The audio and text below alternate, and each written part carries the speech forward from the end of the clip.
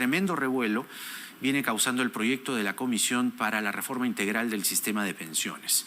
La Asociación de AFPs asegura que el proyecto propone crear un nuevo organismo público de pensiones que reciba todos los aportes de los afiliados, así como los fondos que están en las cuentas individuales ya existentes que hoy administran las AFPs. Esto ha sido negado por la presidenta de este grupo, la congresista Carmen Omonte. Conversamos con Giovanna Priales, presidenta de la Asociación de AFPs. Giovanna, ¿cómo le va? Jaime, muchísimas gracias por la oportunidad. A ver, aquí es palabra contra palabra, dicho contra dicho. Me refiero expuesto ante el público, ¿verdad? Entonces, la señora Omonte dice no vamos a crear ningún ente estatal, no vamos a coger los fondos de pensiones como Estado, ¿no? Y van a ir a este gran fondo público. Y ustedes dicen lo contrario. Entonces, el público, de manera entendible y justificada, dirá ¿quién miente? Porque es palabra contra palabra, ¿no? Sí, mira, yo te agradezco la responsabilidad con la que estás tocando ese tema, porque efectivamente ya existe proyecto de ley que ha aprobado la Comisión de Reforma liderada por la congresista Omonte, y en ese proyecto de ley se establece claramente en el primer articulado, en el artículo 1.2, la creación del Sistema Integrado Único de Pensiones, SIUP, como lo han denominado, y este sistema integrado establece la creación de una autoridad única estatal que se encargaría de todo el proceso relacionado a las pensiones, desde la afiliación de un trabajador, la recaudación de los aportes mensuales que corresponden, la atención de las reclamaciones, la acreditación, así como también el pago de las pensiones. Entonces, lamentablemente hemos tenido y estamos teniendo que ver que la congresista Omonte sigue mintiendo en el país, y es importante porque nosotros tenemos un rol fiduciario con los millones de trabajadores afiliados que tienen hoy día su cuenta individual de capitalización, indicar que la ley ya existe. La ley es pública, la hemos colgado en las redes de la asociación para que puedan revisar, y hemos sacado también un comunicado desmintiendo las mentiras que señala la congresista Omonte, porque es verdad que el ciudadano de a pie tiene derecho a saber que si el Congreso aprueba este proyecto de ley, pasarían dos cosas muy importantes. No solamente se crea este sistema integrado único de pensiones, sino que además se eliminan a las AFPs, y en consecuencia el trabajador afiliado no podría elegir, como lo hace hoy día, entre la AFP o la ONP, sino que entraría de frente a la puerta del Estado a través de este organismo público creado por esta ley. Aquí señala en el artículo 9.3, afiliación al SIUP, en efecto, los asegurados al sistema público de pensiones, SPP, pasan, o al sistema privado de pensiones, perdón, pasan al SIUP, ¿no? Con los fondos acumulados que a la fecha de su traslado figuren en su cuenta individual. O sea, ¿desaparecen las cuentas individuales? Adicionalmente a la creación de este sistema, que podría ser opcional o que podría ser en todo caso nuevo y que se podría analizar en el siguiente gobierno, esta ley establece que ya las personas que tienen años ahorrando en su AFP, en su cuenta de capitalización individual, tendrían que trasladar sus fondos de estas cuentas individuales para que formen parte de esa nueva organización pública. En esta organización tú vas a tener, en teoría, dos cuentas.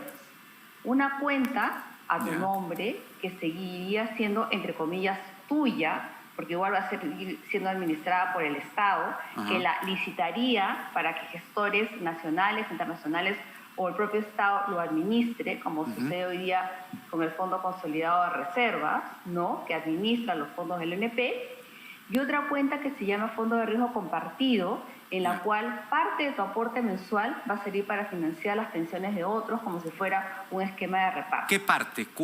¿Cuánta parte del fondo? Ese es un tema adicional, Jaime. Como no está establecido en la ley qué porcentaje iría a tu cuenta individual, qué porcentaje iría a este fondo de reparto, tranquilamente, como tú bien has mencionado, el gobierno de turno, si se aprueba esta ley, podría decir 9% va al fondo, entre comillas, de reparto o fondo consolidado, fondo de riesgo compartido, Sí. y 1% va a tu cuenta individual, con lo cual al final alguien podría decir, bueno, ¿por qué no va el 10% a esta cuenta de riesgo compartido y por qué finalmente no terminamos de estatizar todos los fondos de pensiones? Ese es el gran riesgo de este proyecto de ley. Ahora, la señora Omonte dice que no se van a estatizar los fondos y que además, huelga decir, ustedes, las AFPs, han ganado 6.400 millones de soles. Entonces son, a juicio de la señora Omonte, dos argumentos sólidos para que el proyecto se mantenga. ¿No Sí. se van a estatizar los fondos? Ustedes creo que dicen lo contrario. Sí, en la medida que tienes una sola puerta de entrada, Jaime, es como que a partir de mañana toda tu plata que está en tu cuenta individual de capitalización pasa a este sistema público y, como tú bien lo has señalado, no se ha establecido tampoco en qué porcentaje va a ir en la nueva cotización parte de tu aporte mensual a este fondo de riesgo compartido que es administrado por el sector público. Entonces, hay que tener mucho cuidado porque efectivamente las palabras a veces suenan bonito, pero la realidad es que está escrita ahí en el proyecto de ley y que esa es una copia de modelos parecidos, como por ejemplo el modelo boliviano, que ha fracasado, en el cual se creó también una oficina de administración pública hace como 15 años que no ha logrado funcionar, y se establecieron que el afiliado tenía que partir su aporte a una cuenta individual y a una cuenta compartida, pero finalmente las dos bajo la administración del Estado. Y un tema importante, hay que recordar que las AFPs le generan una rentabilidad, nos generan una rentabilidad nosotros como afiliados de cerca del 11%. Y si el tema es reducir la rentabilidad o las utilidades que tienen las administradoras privadas de fondos de pensiones, existen herramientas de política pública para poder hacerlo, pero lo que no podemos hacer es justificar, porque no te gusta el funcionamiento de un mercado que es perfectamente corregible, mejorable, porque el objetivo es servir al afiliado, decir que la solución va a ser tomar los dineros de los trabajadores para trasladarlos a un sistema público, porque eso no nos hace avanzar, sino que nos hace retroceder. Y es importante, Jaime. Esto, no sé, revisando el proyecto, habían como reminiscencias a no solo el esquema boliviano, sino yo recordaba más bien el esquema de los Kirchner en la Argentina. ¿Es algo así? Efectivamente, tú lo has dicho con bastante claridad. En el caso argentino lo que ocurrió fue que en algún momento se tomaron los fondos de pensiones y estos pasaron a ser administrados por el gobierno y definitivamente toda la plata que tenían los trabajadores afiliados se terminó perdiendo, de manera tal que las pensiones que hoy reciben los afiliados en Argentina son miserias, muy bajas, y la gran dificultad adicional es que la carga para el Estado sigue creciendo en el tiempo. Yo quisiera hacer una reflexión porque todo esto es un tema muy importante. Estamos en una coyuntura sumamente difícil y creo que lo peor que podemos hacer los peruanos es mentirnos unos a otros. No estamos en un momento como para decirle a la gente que efectivamente no se va a estatizar algo cuando lo que se pretende es estatizar. Y creo que debemos ser muy claros. 70% de la población hoy día es informal, no tiene cobertura de seguridad social. Y esta ley, en lugar de fomentar que más trabajadores independientes puedan tener una mayor cobertura, que haya mayor competencia, mayores actores, adicionalmente a las 4, participando para generar mejores condiciones de pensiones para los afiliados, retrocede, nos lleva al modelo argentino, nos lleva al modelo boliviano y, por qué no decirlo en el extremo, nos retrocede a los años 80, antes de la reforma del sistema privado de pensiones, que precisamente se da porque el Estado utilizaba el dinero en ese momento del Instituto Peruano de Seguridad Social como caja chica porque estaba disponible. Ahora, la señora Omonte también señala que su proyecto le permite a ustedes los privados, y solo a ustedes los privados, capitalizar los fondos. ¿Esto es así? No, eso es absolutamente falso porque el artículo 29 señala que el gestor puede ser público o el gestor puede ser privado. Entonces, a discreción del gobierno de turno, el gestor, es decir, la persona o la institución que se encarga de administrar los fondos de los 7 millones de trabajadores afiliados que hoy existen en el sistema privado de pensiones y que bordean los 150.000 millones de soles, 22% del Producto Bruto Interno podría ser administrado por una institución pública, con lo cual terminaríamos teniendo un monopolio de carácter estatal administrando las pensiones de nuestro país.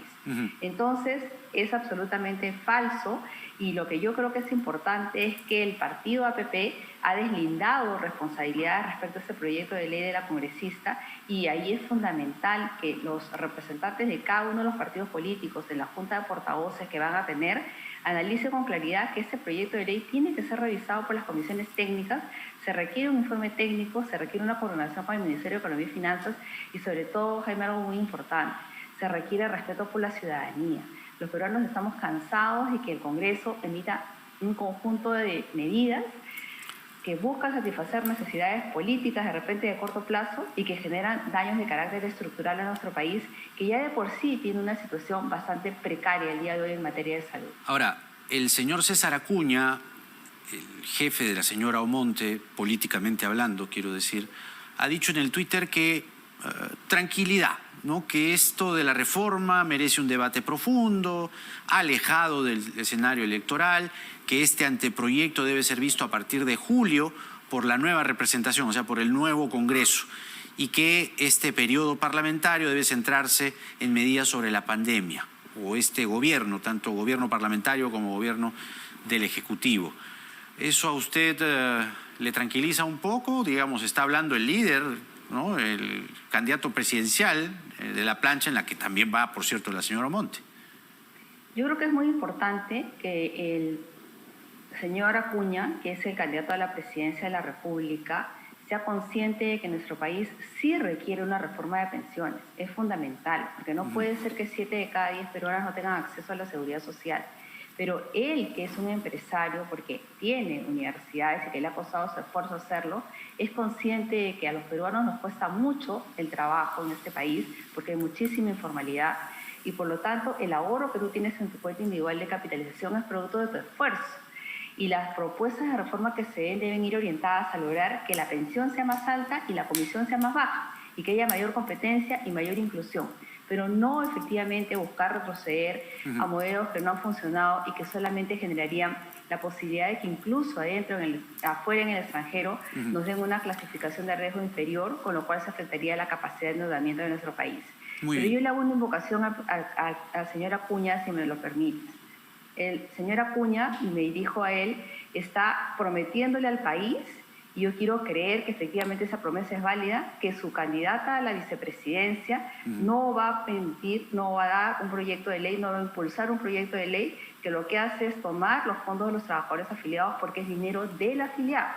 Si se busca reformar las AFPs, bienvenida sea la reforma, pero respetemos el trabajo de los afiliados, respetemos el dinero que es el ahorro de miles de millones de peruanos, y que el señor Acuña efectivamente trabaje por los afiliados, y para eso estamos a disposición para poder dar un conjunto de medidas que se den en ese camino.